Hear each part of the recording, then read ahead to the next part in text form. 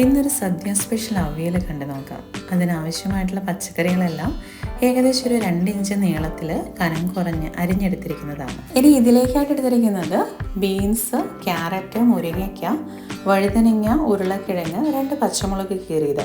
പച്ചക്കറികളെല്ലാം ഒരു 1/4 കപ്പ് വീതമാണ് അരിഞ്ഞെടുത്തിരിക്കുന്നത്. ഇനി ഇത് ചൂടായിരിക്കുന്ന ഒരു ചട്ടിയിലേക്ക് 2 സ്പൂൺ വെളിച്ചെണ്ണ ഒഴിച്ചു കൊടുത്ത് ഒന്ന് വേവിച്ചെടുക്കാം. ചട്ടിയിലേക്ക് ആദ്യം വെളിച്ചെണ്ണ ഒഴിക്കുന്നത് നമ്മൾ ചേർക്കുന്ന പച്ചക്കറികളൊക്കെ ചട്ടിയിൽ ഒട്ടിപ്പിടിക്കാതിരിക്കാൻ സഹായിക്കും. ഇനി ഇതൊന്ന് ചെറുതീയിൽ ഒന്ന് വേവിച്ചെടുക്കാം. ചെറിയൊരു ചൂട് വന്നു തുടങ്ങിയതിന് ശേഷം ഇതിലേക്ക് പൊടികൾ ഓരോന്നായി ചേർത്ത് കൊടുക്കാം. ആദ്യം ചേർക്കുന്നത് 1/4 ടീസ്പൂൺ മഞ്ഞൾപ്പൊടിയാണ്. പിന്നെ ഒരു 1/2 ടീസ്പൂൺ കാശ്മീരി മുളക് പൊടിയും കൂടിയാണ് ചേർത്ത് കൊടുക്കുന്നത്. ശേഷം ഇതിലേക്ക് നമ്മുടെ ടേസ്റ്റ് അനുസരിച്ച് ആവശ്യമായിട്ടുള്ള ഉപ്പ് കൂടി ചേർത്ത് കൊടുക്കാം. ഞാനിപ്പോൾ ഒരു 1/4 ടീസ്പൂൺ ഉപ്പ് പൊടിയാണ് ചേർത്തിരിക്കുന്നത്. ഇനി ചേർത്ത് കൊടുത്തിരിക്കുന്ന പൊടികളെല്ലാം ചേർത്ത് നല്ലതുപോലെ ഒന്ന് മിക്സ് ആക്കിയിടുക. ശേഷം പച്ചക്കറി വെന്ത് വരാൻ ആവശ്യമായി ഒരല്പം വെള്ളം കൂടി ചേർത്ത് കൊടുക്കാം. ഇപ്പം നമ്മൾ വേവിക്കാൻ വെച്ചിരിക്കുന്ന പച്ചക്കറികളിലേക്ക് വഴുതനങ്ങ ചേർത്തിട്ടില്ല. ഇതൊന്ന് വെന്ത് തുടങ്ങിയതിന് ശേഷം മാത്രമാണ് വഴുതനങ്ങ കൂടി ചേർക്കുന്നത്.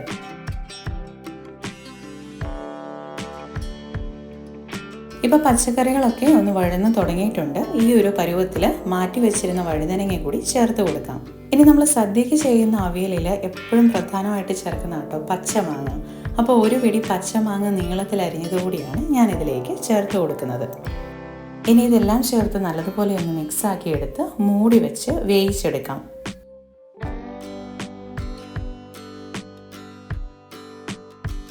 ഇനി ഇതിലേക്ക് ആവശ്യമായിട്ടുള്ള അരപ്പ് തയ്യാറാക്കാം. അതിനായി 1/4 മുറി തേങ്ങ ചിരകിയതിലേക്ക് 2 പച്ചമുളക്, 4-5 കുഞ്ഞുള്ളി, 1 ടീസ്പൂൺ നല്ല ജീരകം കൂടി ചേർത്ത് കൊടുക്കാം. ഇനി ഇത് മിക്സിയുടെ ജാറിൽ വെള്ളം ചേർക്കാതെ ഒന്ന് ചെറുതായിട്ടൊന്ന് അരച്ചെടുത്താൽ മാത്രം മതി.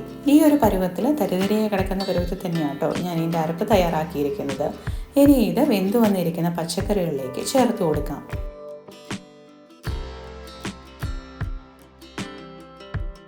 ഈ ചേർത്ത് കൊടുത്തിരിക്കുന്ന അരപ്പ് പച്ചക്കറികളിലേക്ക് നല്ലതുപോലെ ഒന്ന് ഇളക്കി യോജിപ്പിച്ചെടുക്കാം.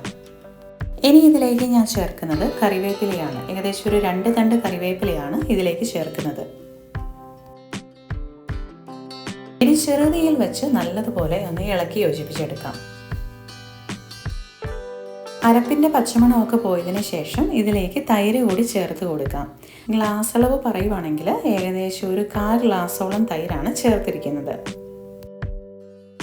ഇനി ഇതെല്ലാം നല്ലതുപോലെ ഒന്ന് ഇളക്കി യോജിപ്പിച്ചെടുക്കാം, ചെറുതീയിൽ തന്നെ വെച്ച്.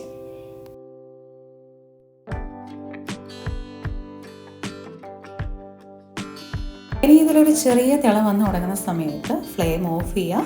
ഇനി ഇതിലേക്ക് ഒരു 2 ടീസ്പൂണ് പച്ച വെളിച്ചെണ്ണയും കൂടെ ചേർത്ത് കൊടുത്ത് നന്നായിട്ടൊന്ന് ഇളക്കി യോജിപ്പിച്ചെടുത്ത് കഴിഞ്ഞ് കഴിഞ്ഞാൽ നല്ല കിടിലൻ സദ്യ സ്പെഷ്യൽ അവിയൽ തയ്യാറായി. ഇതിലേക്ക് പച്ചക്കറികൾ ചേർക്കുമ്പോൾ നമുക്ക് ഏത്തവാഴയ്ക്കൊക്കെ ചേർത്ത് കൊടുക്കാം.